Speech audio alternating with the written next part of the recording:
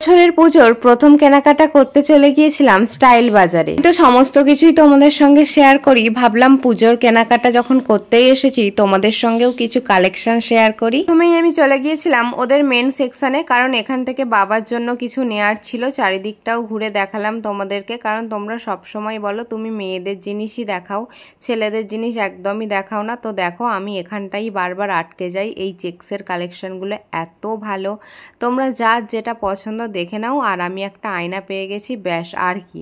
আর বলে রাখি এই স্টাইল বাজারটা কিন্তু উলুবেরিয়ার আউটলেট। চলে আসি আমাদের ওমেন সেকশনে, যেখানে গিয়ে প্রথমেই চোখে পড়লো এই সালোয়ার স্যুটগুলো। কিন্তু যেহেতু পুজো আর বেশি বাকি নেই, তাই আমি ভাবলাম যে কেউ আর কাটিয়ে দেবে না, তাই ভাবলাম থাক চলো কিছু রেডিমেডই দেখা যাক। কিন্তু এগুলো এতই ভালো লাগছিল যে সত্যিই চোখ ফেরানো যাচ্ছিল না। স্টাইল বাজারের কুর্তির কালেকশন নিয়ে কি বলবো, বরাবরই আমার এখানকার কুর্তিগুলো বেশ ভালো লাগে। আর এই কোয়ার্ড সেটগুলোও কিন্তু এখানে বেশ ইউনিক ধরনের দেখছিলাম, অনেক রকম স্টাইলে।